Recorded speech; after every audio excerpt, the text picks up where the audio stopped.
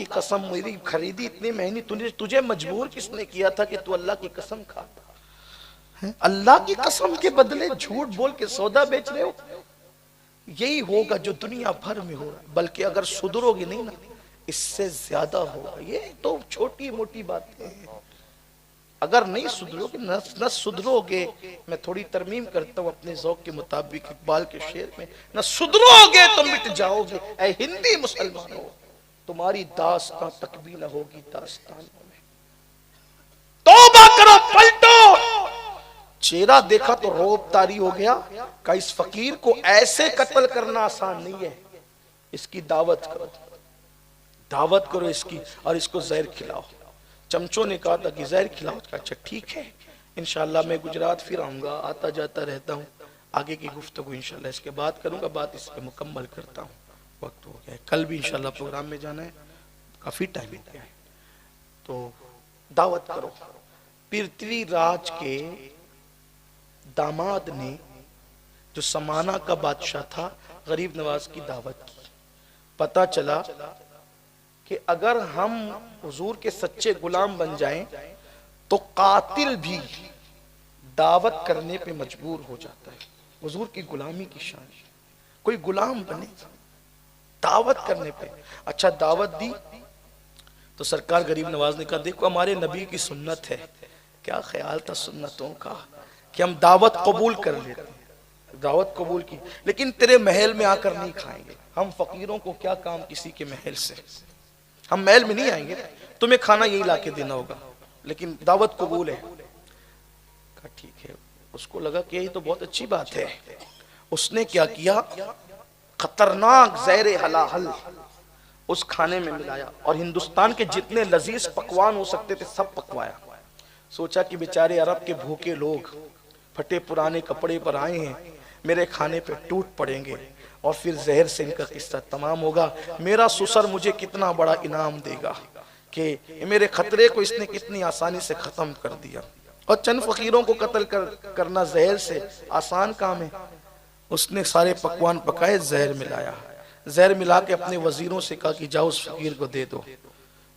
وزیر جانتے تھے معاملہ کیا ہے، اس کی ماں کو پتہ نہیں تھا، اس کی ماں کو پتہ نہیں تھا، اس کی ماں مذہب کے معاملے میں تھی کٹر، لیکن اس کی ماں کو یہ بات تھی کہ بھئی کسی بھی مسافر کو مہمان بنا کے بلا کر اس کے ساتھ دغا نہیں کرنا چاہیے، وہ اسلام پر نہیں تھی۔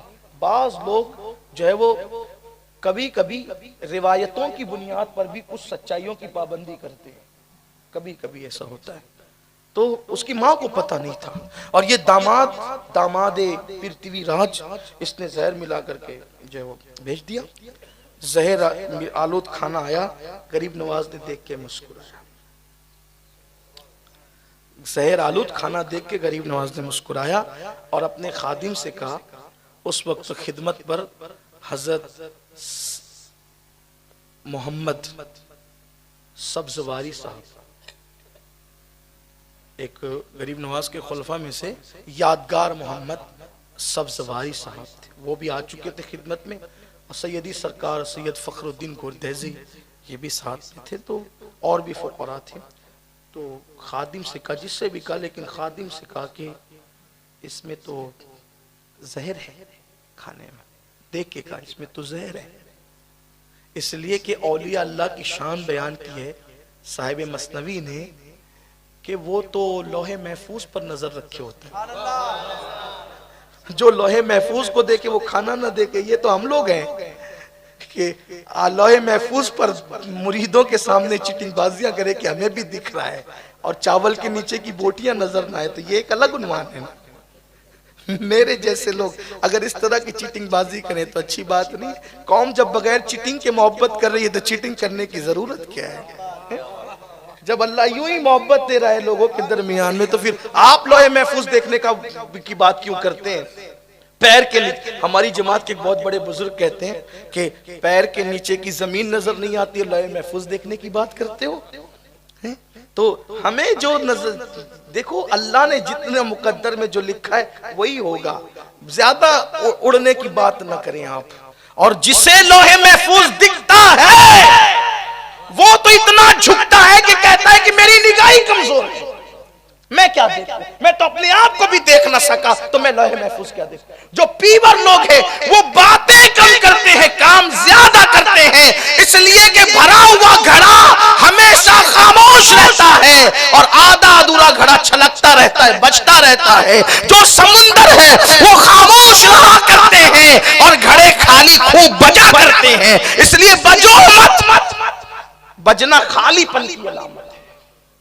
تو کہا کہ اس میں تو بچھاؤ چادر، اور چادر بچھانے کے بعد کیا زبان تھی ان کی، جس نے کبھی نہ گالی گدی تھی، نہ کبھی غیبت کی تھی، نہ کبھی چگلی کی تھی۔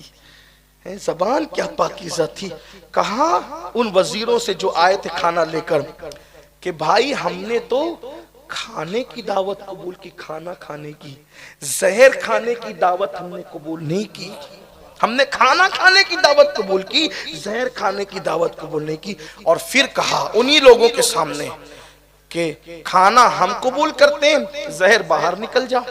تو لوگوں نے اپنی آنکھوں سے دیکھا کہ زہر نکل کر چادر پہ گرتا تھا، زہر نکل کے چادر۔ یہ شان ہے مصطفیٰ جان رحمت کے غلاموں کی، یہ شان ہے آقا۔ کوئی ان کی غلامی کر کے دیکھے پھر خدا اس کو کتنا نوازتا ہے، کتنا عطا کرتا ہے۔ میرے آقا صلی اللہ علیہ وسلم کے دیوانوں، اپنا سب سے بڑا قصور یہ ہے ہم سب کے بنے، اس کے نہیں بنے جس کا بننے کا حکم اللہ نے دیا ہے، جس کا بننے کا حکم اللہ نے فرمایا ہے۔ آؤ ان کے سچے غلام بن جائیں، ہم طبیعت کے غلام بنے، مصطفیٰ جان رحمت کے غلام نہ بنے۔ اگر ہم ان کے سچے غلام بنتے تو قدرت ہمیں بھی نوازتے۔ ہم تو مائل بکرم ہے، کوئی سائل ہی نہیں، راہ دکھلائے کسے، راہ روے منزل ہی نہیں۔ کہا زہر نکلتا چلا گیا، چادر اٹھائی، گٹری باندھی، کہا ہم تو وعدے کے پکے لوگ ہیں، میں نے کھانا قبول کیا، زہر بادشاہ کو کھلا دو لے جا کے۔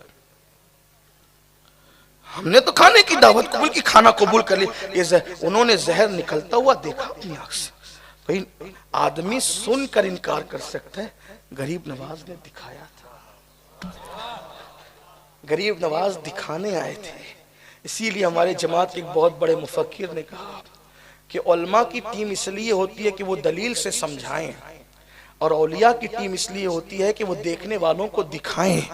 اس لیے کہ ایک طبقہ ہوتا ہے جو سن کر دلیلیں سن کے مان لیتا ہے، اور ایک طبقہ ہوتا ہے جو دلیل سے نہیں مانتا، وہ دیکھ کر کے مانتا ہے۔ تو قدرت نے دیکھنے والوں کو بھی دکھانے والوں کو بھی پیدا کیا ہے۔ اسی لیے ایک بہت بڑے مفکر ہماری جماعت کے کہتے ہیں جہاں علم تھک کر بیٹھ جاتا ہے وہاں مشاہدہ رہنمائی کرتا ہوا نظر آتا ہے، اور جب مشاہدہ ہوتا ہے تو پھر انسان مشاہدے کو دیکھ کر کے اس کو جھٹلا نہیں سکتا۔ اللہ اکبر۔ اہل علم کو مکے میں قرآن کی دلیلیں دے دی گئی، وہ مان گئے، لیکن کچھ لوگ ایسے بھی تھے جنہوں نے چاند کے ٹکڑے دیکھے، سورج کو پلٹتا ہوا دیکھا۔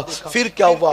کہا یہ پوٹلی لو، گٹری لو اور لے جا کر اپنے بادشاہ کو کھلا دو، کھانا ہم کھائیں گے، زہر بادشاہ کھائے گا۔ ولی کے منہ سے نکلنا تھا کھانا ہم کھائیں گے، زہر بادشاہ کھائے گا، کھانا ہم کھائیں گے، زہر بادشاہ کھائے گا۔ اور پھر کھانا کھا لیا سب نے۔ یہ منظر پورا سمانا کے لوگ دیکھ رہے تھے۔ جب زہر کی گٹری لے کر کے وہ محل میں داخل ہوئے، کہا یہ کیا ہے؟ راجہ کی ماں کھڑی ہوئی تھی، کہا تم نے جو زہر ملایا تھا نا، اس فقیر نے کہا کہ زہر نکل جا، کیونکہ ہم نے کھانا کھانے کی دعوت قبول کی ہے، زہر کھانے کی دعوت ہم نے قبول نہیں کی ہے۔ اس کے کہنے پہ یہ زہر باہر نکل آیا۔ اب وہ ہندوستان کی عورت تھی، اس کی امی، عورتیں بڑی پکی ہوتی ہے، اگر کسی کے وہ دیکھ لینا چمتکار، ہاں تو پھر وہ جلدی سے ٹس سے مس نہیں ہوتی۔ جب سن لیا کہ کرامت دکھائی، زہر الگ نکال دیا ماں، تو کہنے لگی وہ تو اللہ کا فقیر، وہ تو سچا آدمی، تو نے جھوٹ کیوں کیا؟ تو نے دگا کیا؟ اگر تیرے اندر ہمت تھی تو بازو کی طاقت سے قتل کرتا، تو نے دگے سے کیوں کیا؟ کاش میں تجھے پیدا نہ کرتی، تیری جگہ میں سانپ پیدا کرتی۔ پیچھے سے حملہ کرنے والا میری اولاد نہیں ہو سکتا۔ بڑی گالیاں دی اس کی ماں نے، اس کو گالی خوب ڈانٹ پلائی۔ یہ سوچنے لگا کہ یہ ایسے ہو کیسے گیا کہ لٹ گیا ہے جو مسافر جا کے منزل کے قریب، میں نے تو اس قدر سب کچھ کیا تھا لیکن لٹ گیا، میں کامیاب نہ ہو سکا۔ تو وہ خوب پاگل جیسا ہوا اور دیوار سے سر ٹکرانے لگا۔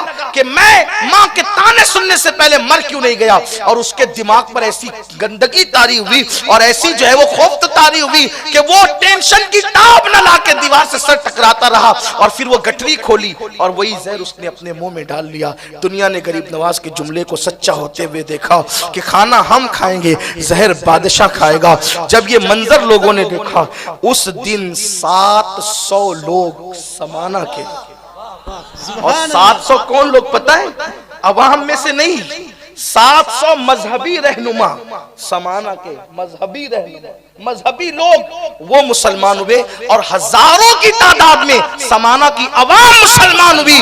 سرکار غریب نواز نے ایک ایسا شخص جو ان کا مذہبی رہنما تھا اس پہ نظر ڈالی، اسی وقت ولایت عطا کی، خلافت عطا کی، اور سمانہ کا علاقہ ان کو سونپ کر کے کہا یہ میری منزل نہیں ہے، میری منزل کہیں اور ہے، اور آپ روانہ ہو گئے۔ یہ شان کے ساتھ غریب نواز آئے۔ آج بھی ہو سکتا ہے، اگر آج بھی ہو جائے جو ابراہیم سا ایمان پیدا، آگ کر سکتی ہے انداز گلستان پیدا۔ سنیو، غریب نواز کے نقش قدم پر اگر آ جاؤ تو آج بھی ہندوستان ہمارا ہے، ہمارا تھا، ہمارا ہے، ہمارا رہے گا۔